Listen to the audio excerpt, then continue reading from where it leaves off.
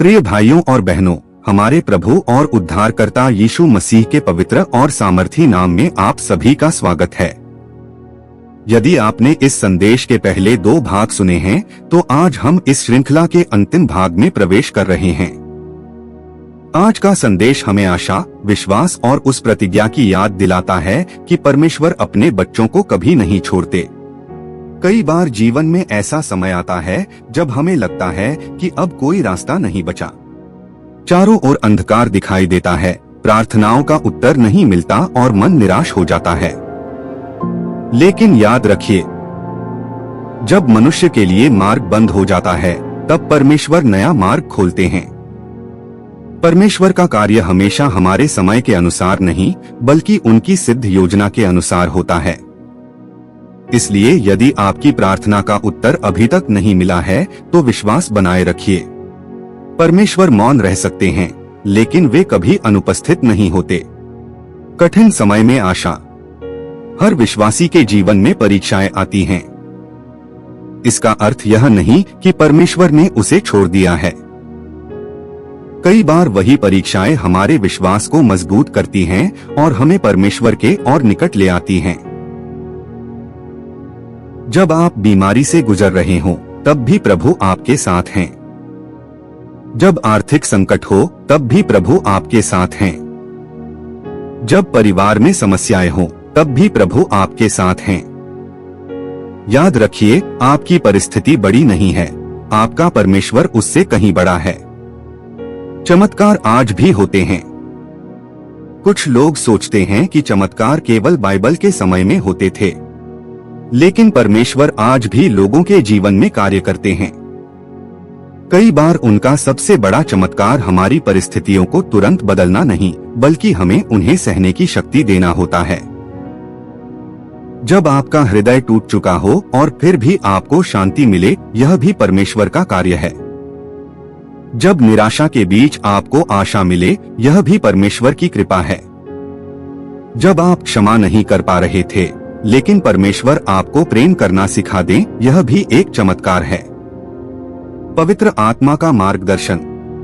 प्रभु हमें अकेला नहीं छोड़ते। वे हमें सही निर्णय लेने, सत्य के मार्ग पर चलने और कठिन समय में दृढ़ रहने की सामर्थ्य देते हैं। इसलिए प्रतिदिन प्रार्थना कीजिए, प्रभु आज मेरा मार्गदर्शन कीजिए। मेरे विचारों, शब्दों और कर्मों को अपनी इच्छा के अनुसार चलाइए। दूसरों के लिए आशीष बनिए। यीशु मसीह ने हमें केवल आशीष पाने के लिए नहीं बुलाया, बल्कि दूसरों के लिए आशीष बनने के लिए बुलाया है। यदि कोई दुखी है, उसे सांत्वना दीजिए। यदि कोई भूखा है, उसकी सहायता कीजिए। यदि कोई निराश है, उसे आशा दीजिए। यदि कोई गलत मार्ग पर है, प्रेम से उसे सही दिशा दिखाइए। यही मसीही जीवन की पहचान है। प्रभु के पुनः आगमन की आशा। बाइबल हमें सिखाती है कि प्रभु यीशु मसीह फिर आएंगे। इसलिए हमें हर दिन विश्वास, प्रेम और पवित्रता के साथ जीवन जीना चाहिए। हमारा उद्देश्य केवल इस संसार में सफल होना नहीं, बल्कि ऐसा जीवन जीना है जिससे परमेश्वर की महिमा हो। अनंत जीवन की प्रतिज्ञा। इस संसार की हर वस्तु एक दिन समाप्त हो जाएगी। धन, प्रसिद्धि और पद सब यहीं रह जाएंगे। लेकिन जो प्रभु पर विश्वास करता है, उसके लिए परमेश्वर ने अनंत जीवन की आशा रखी है। इसलिए अपने जीवन का सबसे बड़ा लक्ष्य परमेश्वर के साथ चलना बनाइए। अंतिम प्रेरणा। यदि आज आप टूटे हुए हैं, तो प्रभु आपको संभाल सकते हैं। यदि आप डर रहे हैं, तो प्रभु आपको साहस दे सकते हैं। यदि आपने गलतियां की हैं, तो सच्चे मन से पश्चाताप कीजिए। प्रिय मित्रों, परमेश्वर ने मनुष्य को प्रेम, पवित्रता और अपने साथ संगति के लिए बनाया था। लेकिन जब मनुष्य ने परमेश्वर की आज्ञा से मुंह मोड़ा, तब पाप संसार में आया। पाप केवल गलत काम करना नहीं है, पाप वह हर बात है जो हमें परमेश्वर से दूर कर देती है। झूठ, घमंड, ईर्ष्या, लालच, घृणा, क्षमा न करना और स्वार्थ, ये सब हमारे हृदय को कठोर बना देते हैं। लेकिन परमेश्वर का प्रेम इतना महान है कि उन्होंने हमें हमारे पापों में नहीं छोड़ा। उन्होंने अपने पुत्र यीशु मसीह को संसार में भेजा ताकि हम उद्धार प्राप्त करें। प्रभु यीशु ने क्रूस पर अपने प्राण देकर हमारे लिए क्षमा और अनंत जीवन का मार्ग खोल दिया। सच्चा पश्चाताप क्या है?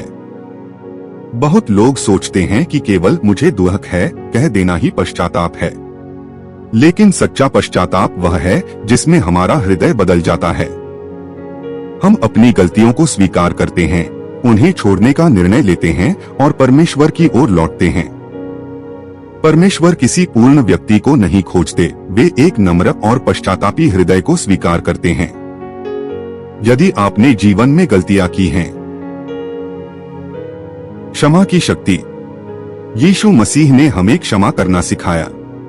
उन्होंने उन लोगों के लिए भी प्रार्थना की जिन्होंने उन्हें क्रूस पर चढ़ाया। यदि हमारे हृदय में किसी के प्रति कटुता है तो वह हमें भीतर से कमजोर करती है।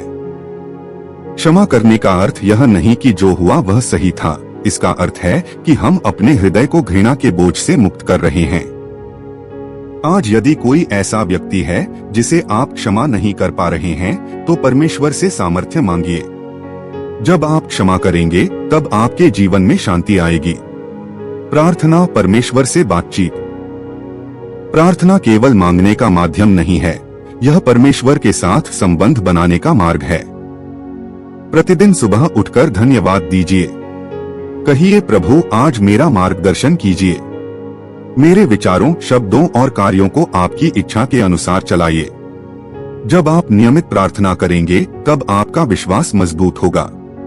परमेश्वर का वचन। बाइबल केवल एक पुस्तक नहीं बल्कि जीवन का मार्गदर्शन है। जब हम प्रतिदिन परमेश्वर का वचन पढ़ते हैं तो हमारा मन नया होता है और हम सही निर्णय लेना सीखते हैं। दुनिया की बातें बदल सकती हैं, लेकिन परमेश्वर का वचन कभी नहीं बदलता। नया जीवन। जब कोई व्यक्ति प्रभु यीशु पर विश्वास करता है तो उसका जीवन बदलने लगता है। वह पहले जैसा नहीं रहता। उसकी भाषा बदलती है, उसका व्यवहार बदलता है, उसका दृष्टिकोण बदलता है। वह दूसरों से प्रेम करना सीखता है, सेवा करना सीखता है और परमेश्वर की इच्छा के अनुसार चलना सीखता है। कठिन समय में भी विश्वास। हो सकता है आज आपकी प्रार्थना का उत्तर अभी तक नहीं मिला हो सकता है आप आर्थिक कठिनाई से गुजर रहे हो सकता है बीमारी ने आपको कमजोर कर दिया हो, लेकिन याद रखिए, परमेश्वर आपकी हर परिस्थिति को